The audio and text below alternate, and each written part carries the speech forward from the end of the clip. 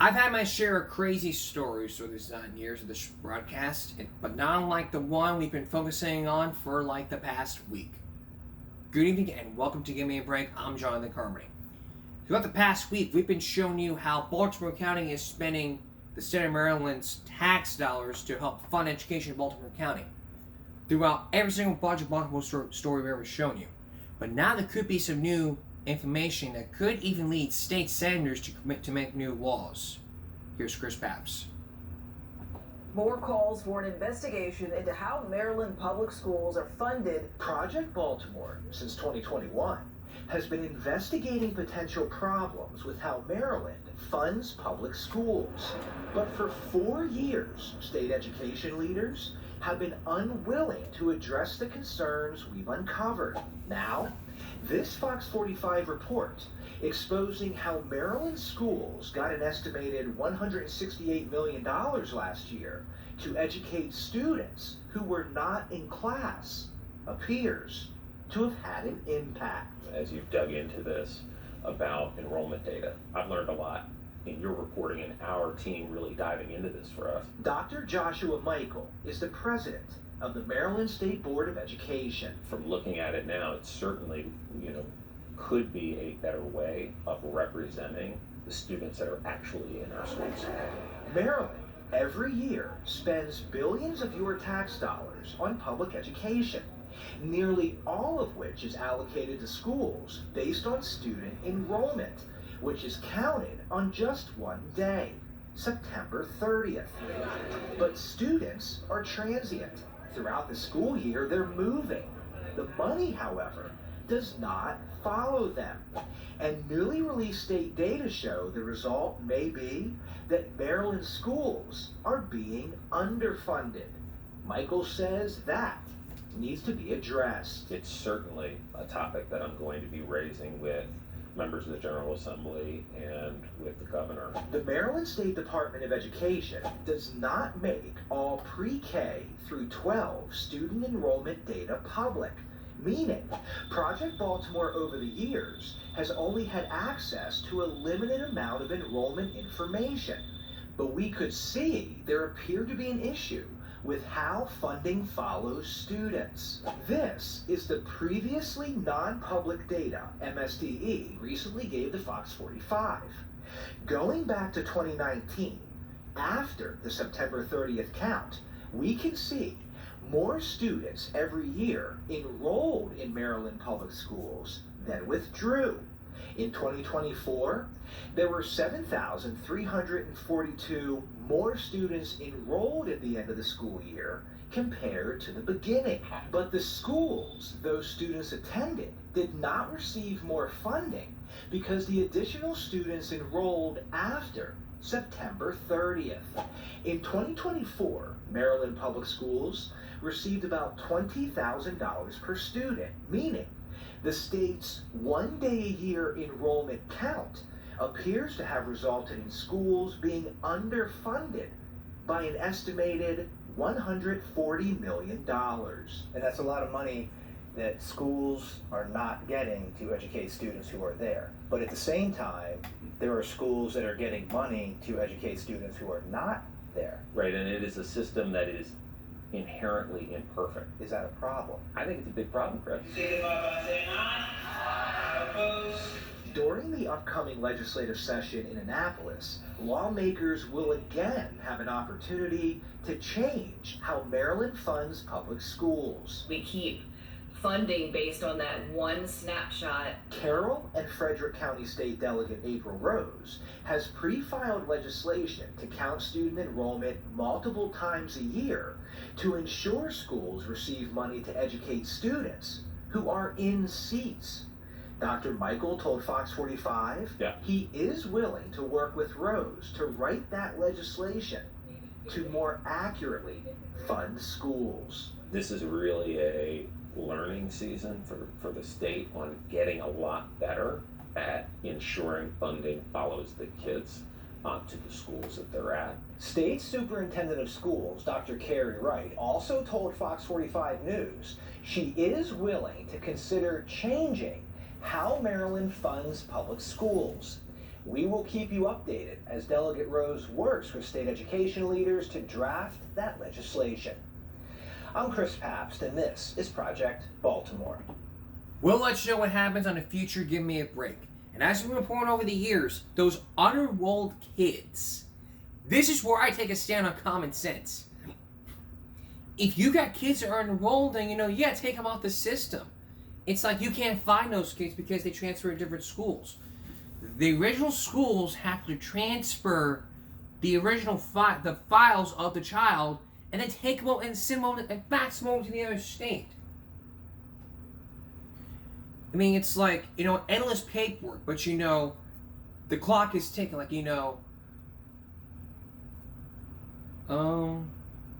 fax machine, files, 5 o'clock, I'll deal with it tomorrow. And they won't even finish up. Oh, the file's still there. But it's already past 5 o'clock, I'm dealing with these kids. But, does anybody see the problem here with these unenrolled kids? I do, because nobody cares. We're losing money. We're paying Baltimore County out the ass.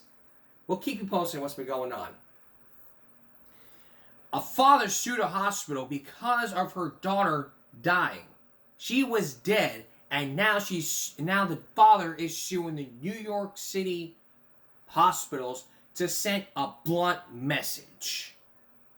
That story's next. Still ahead, police chases ending up in hospital bills and hospital beds. Sam Donaldson on police chase bills. All that's next, so please stay with us. 2 to 3 years ago, we brought you the story of young Ben Cole, who died of a major medical mistake that caused the parents to grieve. They didn't sue the hospital. The hospital came clean to the parents saying, "We killed this kid." But now, there's a different type of story. A story about a father suing the hospital because of her daughter dying. If you never heard of the story of Libby Zion, you better pull up a chair right now, because this is a story that you might not have heard of. And if you heard of this story before, you saw this story on Dateline, then you better fasten your seatbelt, because there's more to this than meets the eye. Tonight, the story of Libby Zion told by her father and his lawyer, the Shakespearean lawyer, who had to give out a whole Shakespearean speech in that courtroom. You'll get to hear some stuff you never heard before in a letter. What really happened with Libby Zion? Was it murder, or was it really a medical mistake that led to one father's anger turning into heartbreak? Here's Dennis Mervin with tonight's Give Me a Break Dateline Court TV exclusive. You know what New York Hospital did above all? It abandoned Libby Zion to the most uncaring, to the most cruel persona of all. New York Hospital abandoned Libby Zion to death. Libby Zion, an 18-year-old college freshman, checked into New York Hospital with a fever. 8 hours later, she was dead. Why did Libby Zion die? She was killed by the doctors. That's why she died. Your daughter had an earache and a fever, as far as you know. I walk her into a hospital. She's not supposed to be sent back that way, dead. Sidney Zion, a veteran journalist and columnist, had waited almost 11 years to walk into this New York courthouse. He was suing the doctors and the hospital that treated his daughter that night, and he wanted a verdict equal to a father's pain. The last thing one of those nurses said to me was, "She's in good hands." And you pick her up in the morning, and in the morning they send her back in a box. Because then they started. The execution began. You don't mean execution. Well, it would turn out to be. I do mean it, and when you hear what they did, you'll know what I mean. One Sunday night, 11 years ago, Libby had a fever that took a turn for the worse. Her parents rushed her to New York Hospital at about 11:30. Doctors saw an agitated young woman with a temperature of 103. They suspected a virus, but it wasn't really clear what was wrong with Libby.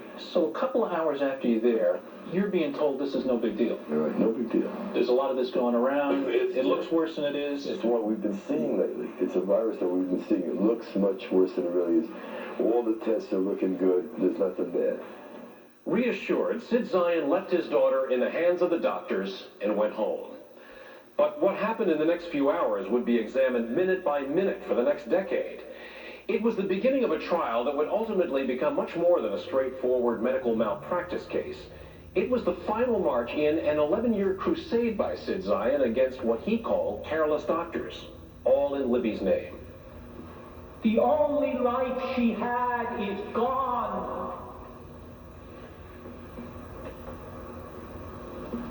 But her message can live forever. Zion's lawyer, Tom Moore, attacked the case with the roar of a Shakespearean actor. Moore would translate a father's grief into courtroom oratory rarely heard. I felt that if I couldn't at least be part of the crusade and share his feeling and belief in that case, I didn't want to take it. Sidney Zion, when he talks of his daughter, speaks in such blunt terms. He uses words like execution, doctors as murderers. Did you agree with him in those characterizations? Libby Zion was executed. I believe that. Primarily, the case would be decided on what two young doctors, consulting a senior physician only by phone, did at the hospital that night 11 years ago. Louise Weinstein, at the time an intern just 9 months out of medical school, became Libby's primary bedside physician. Greg Stone, then a resident 2 years out of medical school, and Dr. Weinstein's immediate supervisor that night. Both doctors had been working routine shifts that night for young doctors in training. Weinstein 19 hours straight by the time she left Libby Zion's bedside. Stone about 18. Doctor, you couldn't wait to get some shut-eye that morning. True? Objection. You may ask. No, that's actually quite untrue. I was quite awake. You would have been delighted to spend even longer with Libby Zion. Is that your testimony? If necessary. Doctor, it was necessary, wasn't it? After examining Libby, Dr. Stone noted her agitation was horrific, and she was likely suffering from a viral syndrome with hysterical symptoms. There was this unusual aspect about her agitation, and I was very concerned about that. And I wanted to, by writing down horrific thrashing, wanted to indicate that, hey, this is going on, and we've got to somehow deal with this issue. To stop her shaking, or rigors, Dr. Stone said he suggested a shot like this of Demerol, a painkiller. Dr. Weinstein ordered the injection. It seemed prudent to try to make the patient more comfortable, to one, try to get rid of her rigors, to treat her rigors, and two, I think we were all hopeful too that that would help her agitation. After the shot was ordered about 3 in the morning, Stone said he went on some rounds and then to sleep. Weinstein said she left about an hour later to see some of the 40 other patients under her care. One individual who had a sudden loss of consciousness earlier in the evening, some patients who had been having high fevers as well down on the 3rd floor, patient with AIDS, patients with cancer. But minutes later, this nurse, Myrna Baldy, said she called Dr. Weinstein. Libby was still violently thrashing about. Ms. Baldy, is it true that, A, when you called Dr. Weinstein, you told her that you believed the patient was getting worse? Is that true? That is true. I did say that. And is it also true that you asked her to come?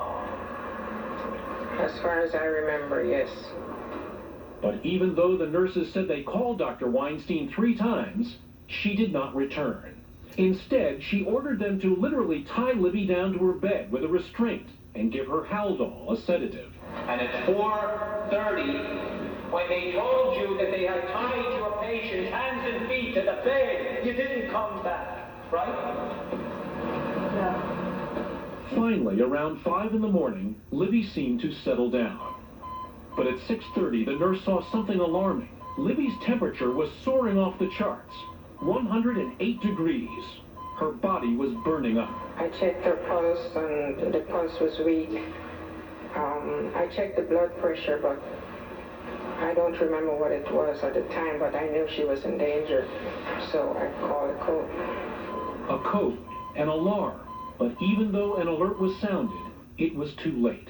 Libby Zion, 18 years old, was dead. A father's grief became fused with a father's rage. Sid Zion demanded to know why Libby, and he had an answer. The fatal interaction of two drugs, an antidepressant and a painkiller, Nardil and Demerol. Getting somebody with Nardil, Demerol is like putting a gun right up their head and shooting it. Libby told doctors she was taking Nardil, this antidepressant, but they gave her a shot of Demerol anyway. If a doctor isn't sure how medicines react with one another, the medical Bible is this book, the Physician's Desk Reference. Open the PDR to Nardil, and it warns, do not use with Demerol. The interaction could be fatal. This was the smoking gun. It was the shot that killed her, and there's no doubt about it. Zion's lawyer berated Dr. Weinstein for looking up Nardil, but missing the critical section on how it interacts with Demerol. Were you in a rush when you read the PDR in reference to Nardil? No. Were you tired when you read the PDR in reference to Nardil? No. Did you feel pressure about your other commitments when you read the PDR in reference to Nardil? No. But Zion's lawyer got Dr. Stone to concede that, knowing what he knows now, he'd never give Demerol to a patient taking Nardil.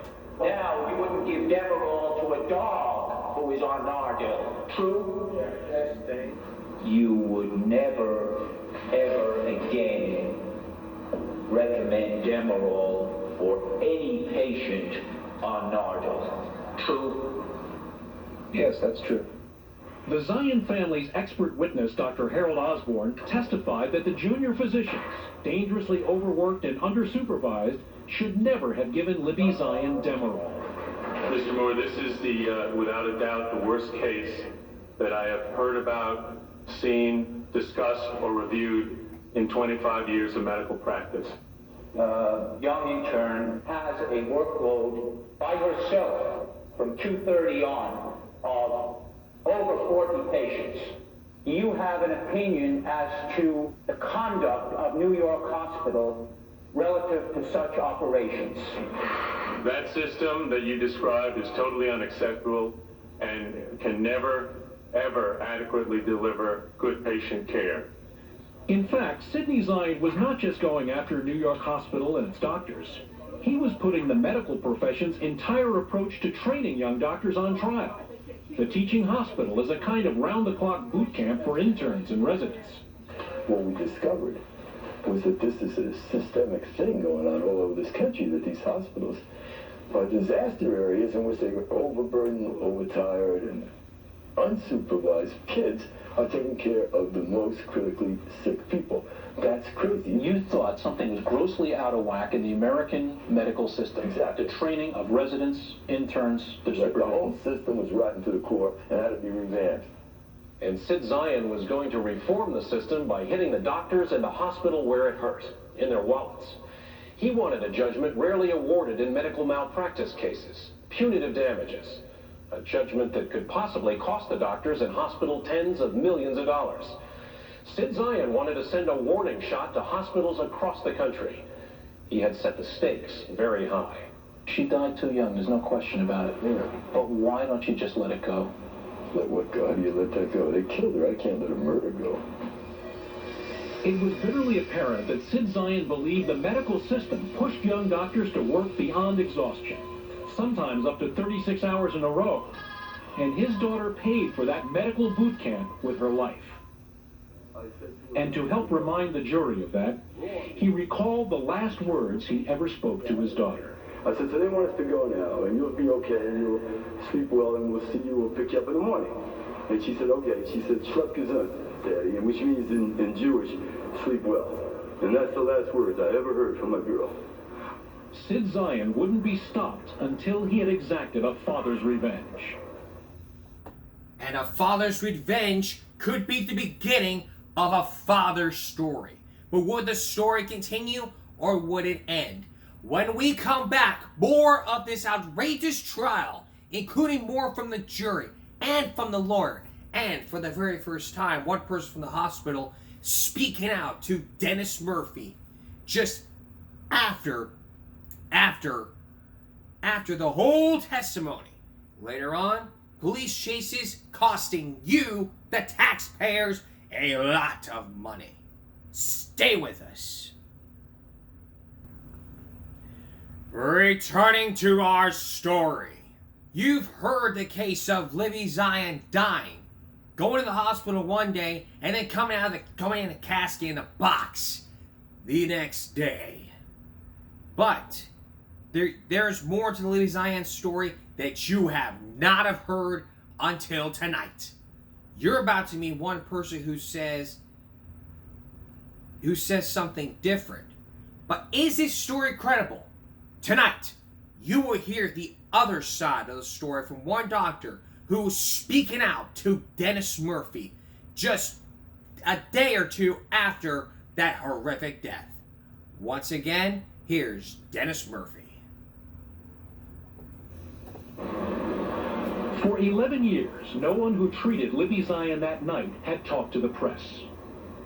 Greg Stone, now a cardiologist in California, but that night, the young resident supervising interns at New York Hospital is finally breaking his silence. Nobody in this case, neither myself, neither New York Hospital, none of the physicians involved wanted to go public with this. We wanted to go on taking care of people, and we weren't looking for publicity. But Sidney Zion was. Publicity was his weapon. A columnist for New York's Daily News, he is a well-connected guy around town. As the trial inched toward the courthouse, Zion launched a successful campaign that made New York the only state in the country to restrict the number of hours young doctors can work. He pressed for a grand jury investigation that resulted in a searing condemnation of New York Hospital. He even unsuccessfully went after the doctors' licenses to practice. Mr. Zion did not want to let it go. He is an influential man, he controls a lot of people, and he was able to manipulate the system in this case. But this wasn't the newsroom. This was the courtroom. And now the doctors and hospital finally had their chance to speak up. Luke Petone helped make the case for the defense.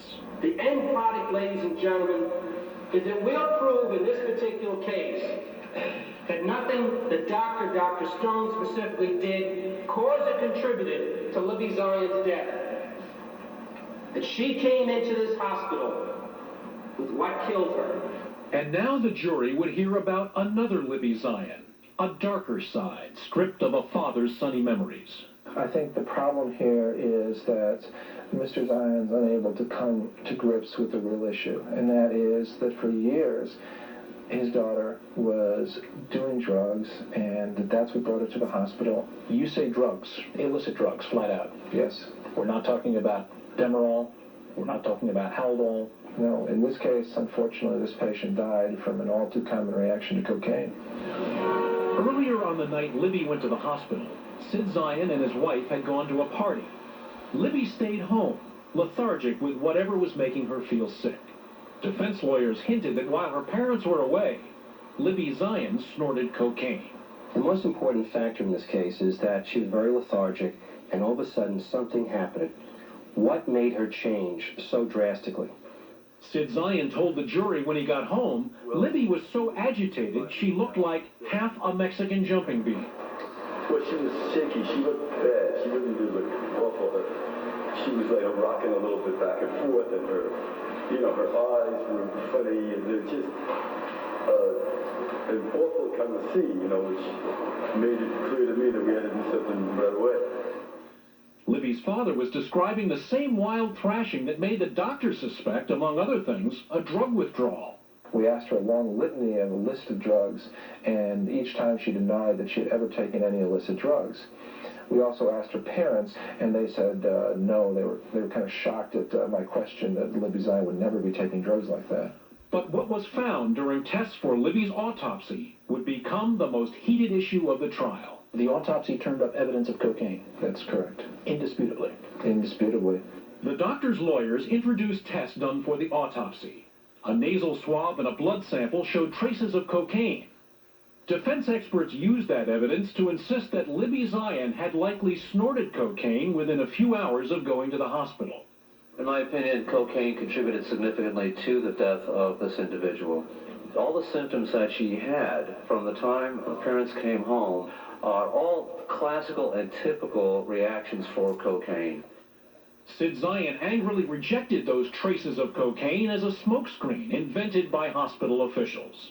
They sat around, those guys, at the top levels of the Society of New York Hospital with their lawyers and their PR people, and they made a decision to orchestrate a campaign to brand Libby Zion as a cocaine addict. They did it knowing full well it was a lie, and they didn't care. They wanted it done. Did your daughter Libby use cocaine?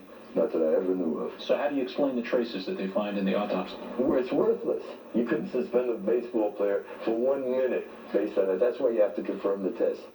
Zion dismissed the autopsy findings, saying tests done 5 months later on Libby's blood came up negative for cocaine. The hospital said that's because the cocaine had broken down. And as for the nasal swab, Zion said the initial test is meaningless without a second one to confirm it. And the lab didn't have a big enough sample left to run another test. Although the doctor's lawyers heatedly disputed the findings, other key tests during Libby's autopsy came up negative for cocaine. All those great gentlemen up there decided, not only did we kill the kid, now let's just ruin her reputation, blacken her name, call her a junkie, and then nobody will think it was such a bad thing because she's a junkie, so we killed the junkie. We didn't kill her, she just killed herself. The case of Libby Zion had arrived at a crucial juncture. The doctors' careers, the hospital's reputation, might well rise or fall on their lawyers convincing the jury that Libby Zion had taken cocaine that night. They were walking a very thin line. It's a risky strategy, isn't it, to go to the jury and you almost have to trash this lost girl? There's no question there is a risk factor. We had to take that risk, and it's not something we'd like to do. And yet, at the same time, we were forced into that. Somebody asked me once, what would I have done differently had it been Sidney Zion? And that was, I wouldn't have brought the lawsuit. But the hospital was arguing that there was even more than cocaine at issue here. They depicted a teenager taking a range of prescription drugs, painkillers and tranquilizers.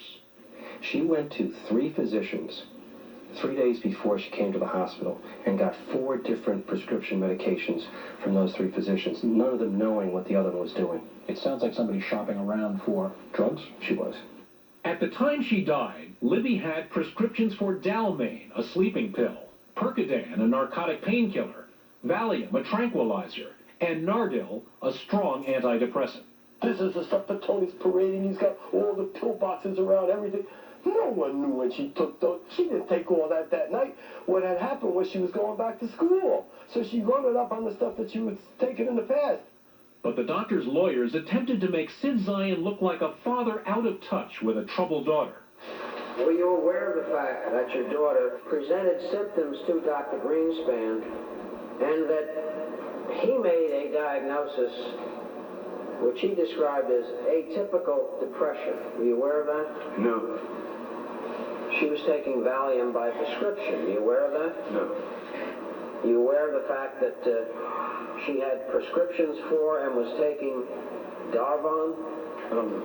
Indocin? I don't know. Dalmane? I don't know. Percodan? Well, I may have heard that around the time she had a tooth pulled, but that's the only one I remember. If you'd been able to get a more complete picture of what she was taking when she checked in, if you knew that she was taking Percodan, Valium, in addition to the Nardil and the antibiotics, would your treatment have been any different if you'd had the big picture? I think it would have been, even if we had known about the cocaine or not. Because when you find out that somebody, especially a young person, is using multiple drugs, Valium, like narcotics, etc., then certainly the suspicion of drug use would go much higher on the list. And the doctors were angry that what should have been a straightforward malpractice case was clouded by charges that interns and residents were overworked. Did you feel overworked that night Libby Zion came in? No. Were you at the end of your tether? No, not at all. Was Louise Weinstein? No, she was not. And a chief physician from Harvard Medical School found himself on the stand for New York Hospital defending the long hours the medical profession requires its young doctors to work.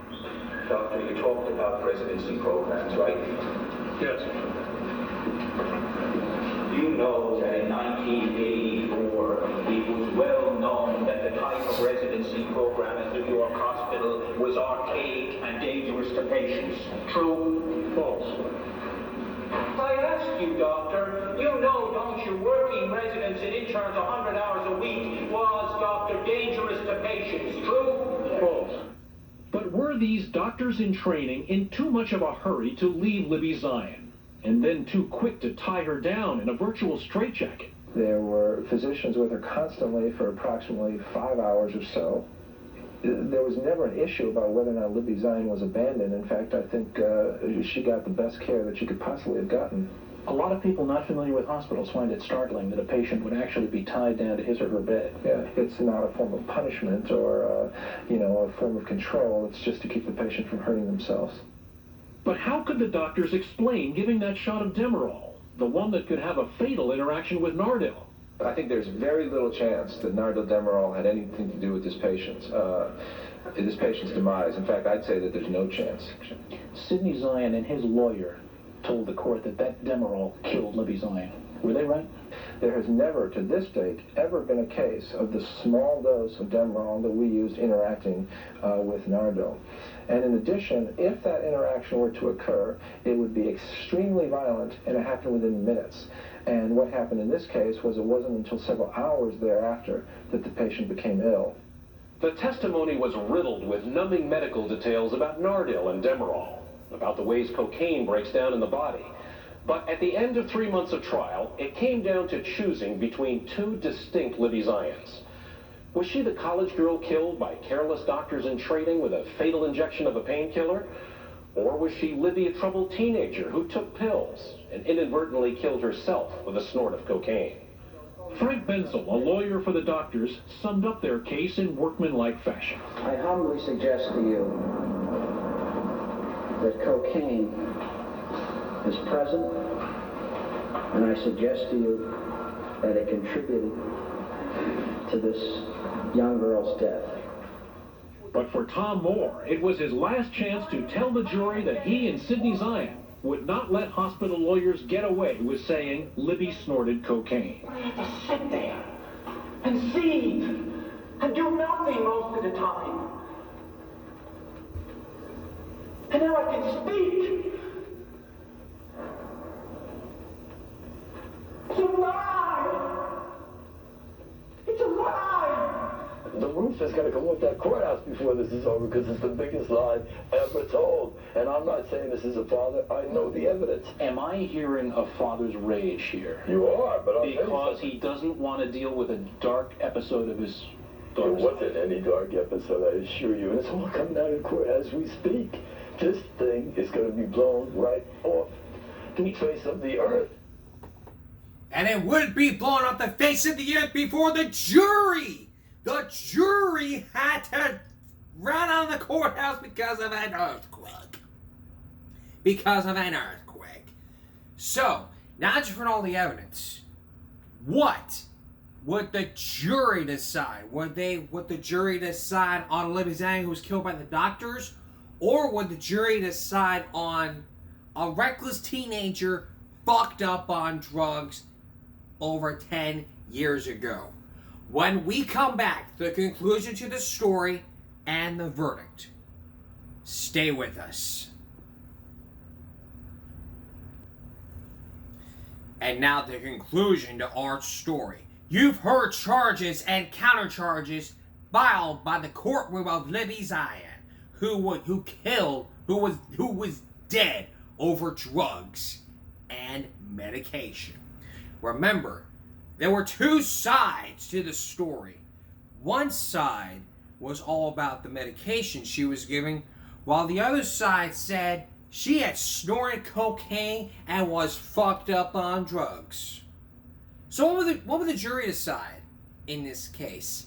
And would a father's story turn into the father's anger with a father's vengeance? The verdict is in, and Dennis Murphy has the conclusion to our story.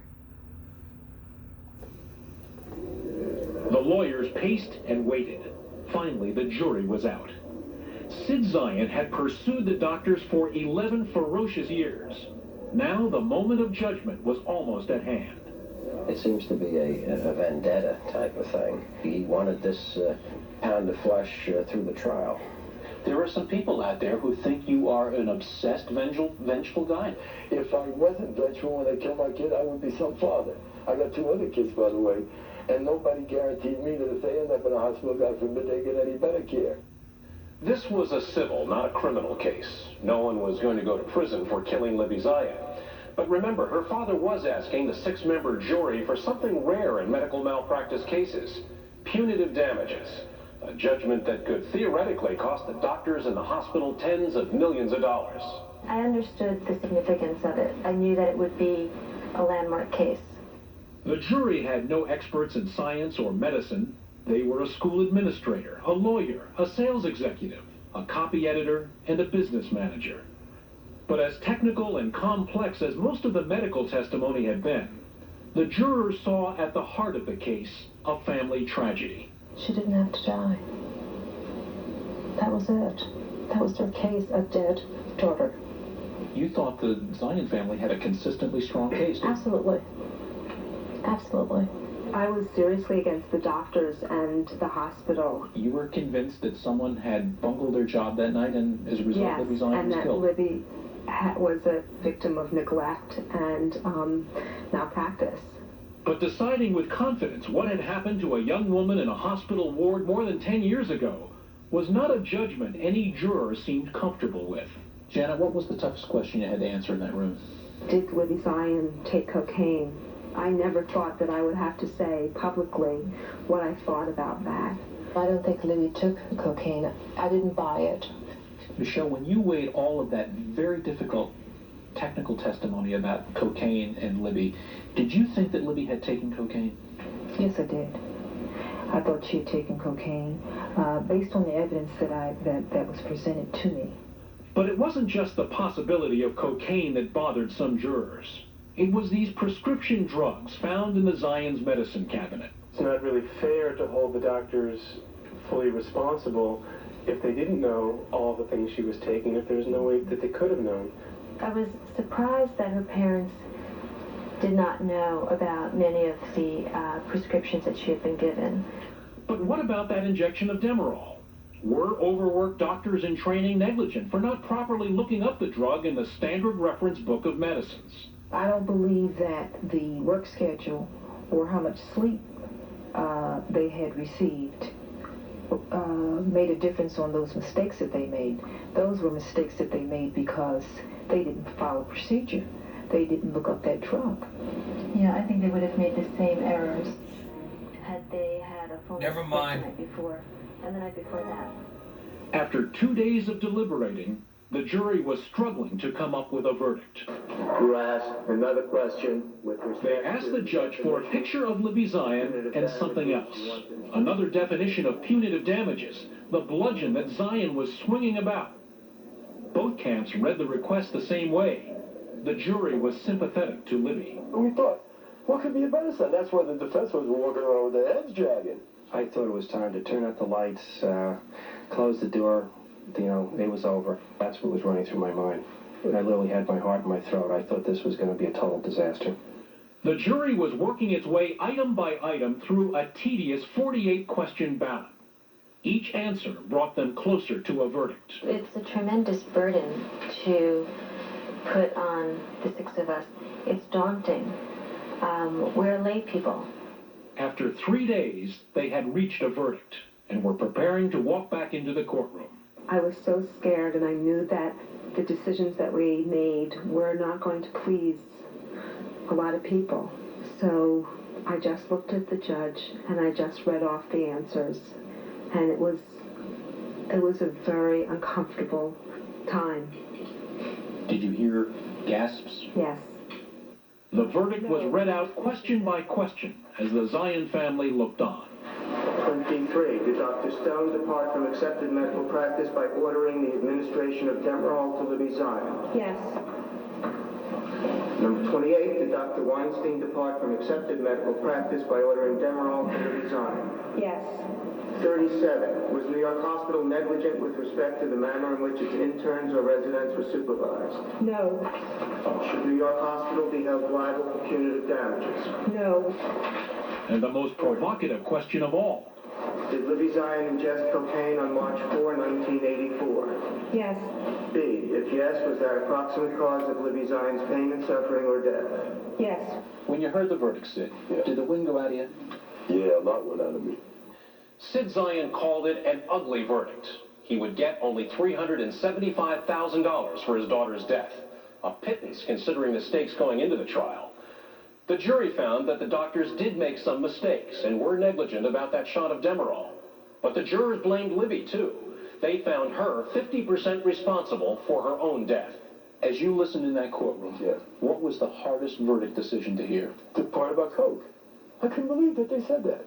It's cruel, heartless, evil, and totally against the weight of the evidence. Why is it such a passionate point for you now? It's a passionate point because this jury used it to say that she was partly responsible for her death.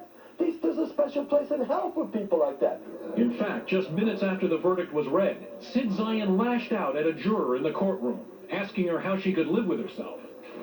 And it hurt deeply, and I felt very conflicted because emotionally I was always with him. I would like to champion Sid Zion's cause, but we were working on the Libby Zion case and not on a larger cause. But one juror did want to join Sid Zion's crusade. In New York, civil cases allow for one juror to dissent. And in this trial, it was Loretta Andrews. He was asking you to take a vote in a cause. Absolutely. And I did. To make a statement. And I did. It wasn't big enough or loud enough, but I did, yes. But all the other jurors were simply convinced that Libby Zion did cocaine that night and contributed to her own death. When we looked at the verdict, you listened to the questions and you look at the evidence, we kept saying over and over again, she took cocaine. Now this is mean and ugly talk. I mean, they must have hated Libby, and maybe they hated us. No matter what they're now saying, now they say they just wanted the evidence and they wish they could have done well. I'm told they say it, but it's not true. Now you're going to hear some information about Libby that the judge wouldn't let the jury hear. Make up your own mind about letters. Letters that the defense wanted to introduce. Letters from Libby Zion to a former boyfriend, written when she was 16, 2 years before she died. She wrote, "All weekend long I waited for some coke to come through, and it didn't. How incredibly annoying. I had a guitar lesson which I was much too stoned to deal with. When I got home, I found out that my coke came through, so I was extremely festive. And finally, I have the flu. I couldn't even taste the coke. My sinuses were so up. But it was pretty good, because it got me pretty high." That's their big evidence, by the way. That's the number one evidence that they couldn't get in. As if any judge would allow in letters written 2 years before the death of a person.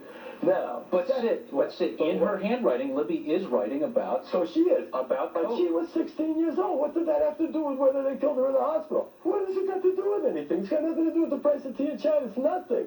What's the difference if she had cocaine? She didn't have it that night, that's certain. There's no proof of it. But in addition to those letters, doctors' lawyers had statements taken under oath from another former boyfriend that he had seen Libby take cocaine 20 to 30 times. He said she burned a hole in her nose from snorting coke, and his statement claimed she was using coke as recently as the summer before she died. What would you think of the character of a person who would show up to testify about an ex-girlfriend who died in order to rat her out on cocaine? Who would talk to such a little bum? Who would do that except a hospital lawyer who at all costs will defend the system? No one but a hospital would do it. No one.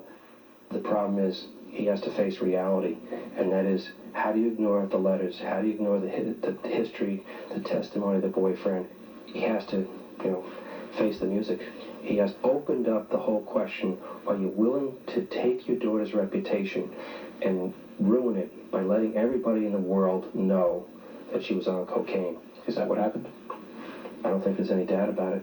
Is it time maybe to tell Libby, honey, we tried our best, we did everything to make some sense of your death, to avenge it, Didn't work out the way we wanted, and we're going to go on from here. There'll be a time for it, but it's not yet. You're telling me the case of Libby Zion goes on? Of course it goes on. No doubt about it. It can't stop here with a verdict like this. We're not going to walk away from it now. If we can't get it, if they close every door to me, it's closed. But until that day, we stand the fight. But that was not the end of it. A few months later, the part of the verdict that found Libby Zion had used cocaine that night was thrown out by the judge, who ruled that one witness's testimony had been improper. Vindication, said Libby's father. The defense lawyers called it a technicality and said the judge simply hoped to bring an end to a decade of litigation. A decade of litigation, that's all it was. But, you know, look, where do I stand on this? If she used cocaine, she used cocaine. Do I stand with the father or do I stand with the jury? Look, if she were to take a drug test and that drug test came up to 50% cocaine, then that would mean, you know, cocaine would be found in her system. And then it'd be flushed out before you take it again. So, it's long, hard, and enough. A father's grief return to a father's revenge. That's the bottom line. Police may be out to search for someone in a high-speed chase. But what happens when those high-speed chases turn into car crashes, hospital beds, insurance rates, and hospital bills flying through the roof? We're going to find out next, so please stay with us. Welcome back. Police may be out to get their man, but too often those high-speed chases that you see online can hurt innocent bystanders. So what happens when you combine high-speed chases to innocent bystanders being hurt, insurance rates going up, and bills as high as over $100,000? Well, we're out to show you what happens with some high-speed chase footage that you'll only see. And you'll get to judge for yourself whether or not something needs to get done. Here's Sam Donaldson.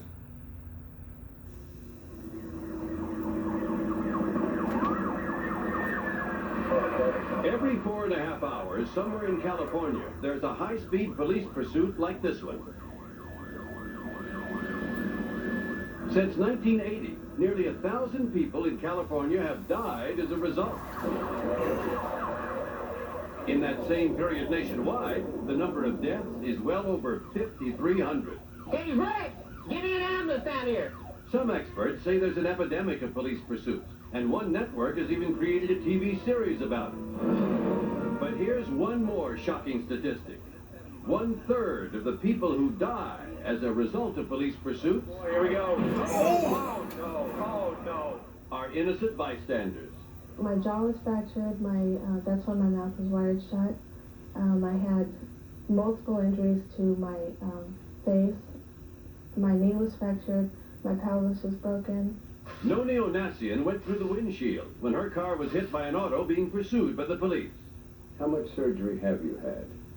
6 surgeries on my mouth, along with some therapy, because my top lip was completely ripped off. It was cut all the way back here. Gabriel Torres lost his eye and nose when his car was hit by another being pursued by the police. I was just so devastated that I couldn't believe that. Do you ever say to yourself, why me? Yeah, I ask that every day. Why indeed? Gabriel Torres was a student driving home from his part-time job in the graveyard shift of a construction project. Noni Onassian had been a fashion model in Paris when she and her husband of only 6 months were driving down trendy Melrose Avenue in Los Angeles. Both were driving lawfully. Stephen Yagman is a lawyer in Venice, California, who represents Torres and Onassian. Police pursuits are dangerous because you've got a 4,000 or 5,000 pound police cruiser. It's a lethal weapon. It's more dangerous than a gun because it can hit more people. It can hurt more people. And when innocent people get hurt, they usually can sue for damages. But not in these cases, not in California. State law makes it all but impossible to sue police for the results of a high-speed chase, even in cases where they may have violated their own department's guidelines. That's just nuts. What's more, Yagman says, the law actually makes the problem worse. Is it so important to catch the person we're pursuing that other people may be disfigured and maimed and burned and hurt and killed? Yagman wants the law changed, not just in California, but everywhere. And a case that's before the Supreme Court could do it. It's Sacramento versus Lewis, and it's a legal hot potato. The nightmare began on May 22nd, 1990, for Terry Lewis and her son Eric, with a knock on the door and visit from the county coroner with the news that her other son, 16-year-old Philip, Eric's brother, was dead. They said that my brother was involved in a high-speed chase and that he had died as a result of his injuries. They wanted to see Philip's picture. Philip Lewis won awards for writing poetry, and he had a passion for motorcycles.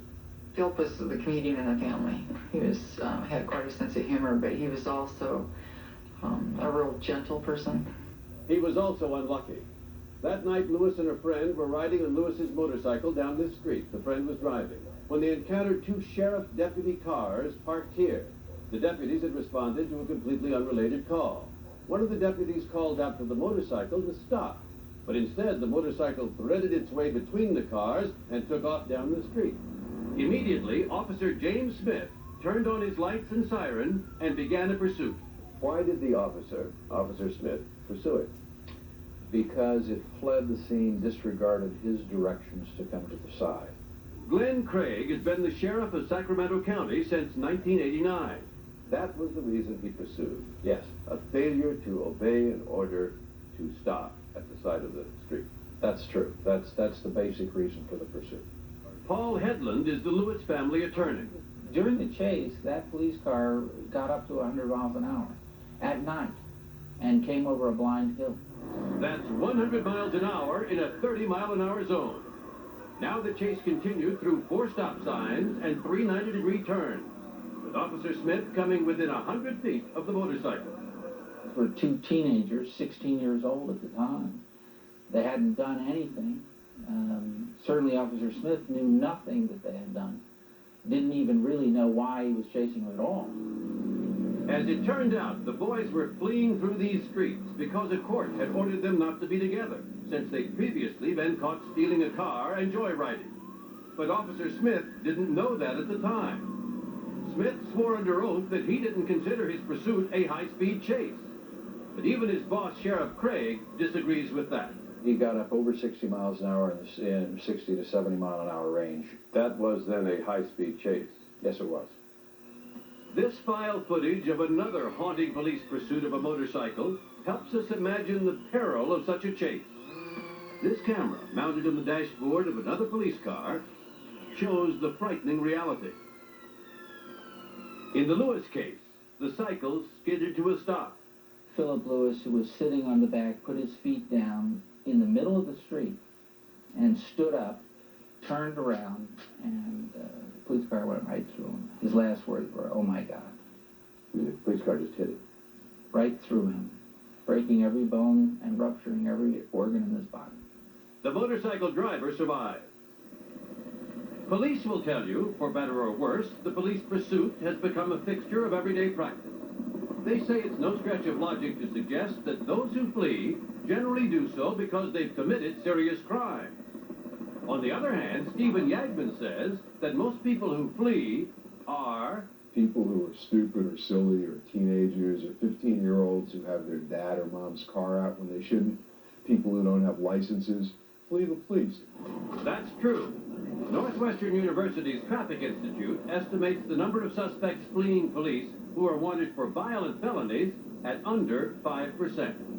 In fact, the Sacramento Sheriff's Department has a general order which says officers must consider whether the seriousness of the offense warrants a chase at speed in excess of the posted limit. Remember, the offense Philip Lewis and his companion had committed was failure to obey an order to pull over. Why not just pursue people who are violent criminals or whose conduct, as observed by the officers, clearly constitute a violent offense? Well, then I think you run the risk of creating additional hazards by sending the message that, hey, it's fair game. Anytime you see a police officer, just take off. Go as fast as you want.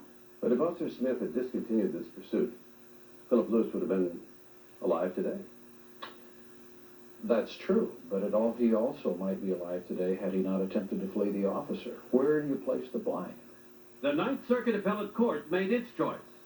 They ruled that Officer Smith had been reckless, and under that standard, the suit against him should be allowed to go to trial. A reasonable officer in the circumstances of this case, said the court, would have known that his conduct was unlawful. And that is what the Supreme Court must now decide. Not whether Officer Smith was right or wrong, but what standard to use in determining whether a civil suit against police can go forward in such cases. If we follow the recklessness standard, almost always an officer's conduct could arguably be reckless. Attorney Terrence Cassidy, who argued the case for Sacramento County before the Supreme Court, says that officers should continue to be immune from suits unless their conduct is so outrageous that it shocks the conscience of the community, which is a standard legal experts say is almost impossible to prove. Under the shocks the conscience standard, we know an officer is going to be given some latitude that says if you're engaged in an appropriate pursuit and you don't act maliciously, we're not going to hold you liable. So if the officer says, I didn't mean to kill him, it's okay. If it's accidental and not intentional, correct. There's no such thing as a high-speed police chase that ends nicely. Paul Headland argued before the Supreme Court on behalf of the Lewis family. The issue is whether the police are going to continue to chase people at high speeds for no reason, or for very little reason. And we're finding that over a person a day nationwide is dying from this, and 1/3 of those people are completely innocent bystanders. Which brings us back to Noni Onassian and Gabriel Torres. What are the medical expenses that you've had to date? I've had over $300,000 in medical bills and about $160,000 that need to be paid. Do you have the money? No. Do you know how you're going to get the money? No. Who the heck is supposed to pay for all that? Who's supposed to put their lives back together again? A responsible government would do that, but the governments in California have said, shucks, we're sorry you're hurt, but gosh, it's not our fault. Well, whose fault do they think it is? I think it's so unjust that something like that could happen. Noni Onassian also has had $300,000 in bills, which are still mounting, while the surgeons continue to try to repair her face. If you could talk right now to the officers who were chasing that car, what would you say to them? Please don't let this happen again. Don't let it happen again. No one is saying the police should never pursue, but in applying a judgment call as to which pursuits are truly important, some police departments are tightening up on high-speed chases. In Dade County, Florida, which includes Miami, when police limited their pursuit policy to violent felons, the number of high-speed chases dropped from 279 one year to 51 in the next year. Yet, they say their crime problem was unaffected. It's unaffected because of the high-speed chases that go on. So really sorry about all this, and if this ever happens to you, sue them. That's all you gotta say. We'll be right back.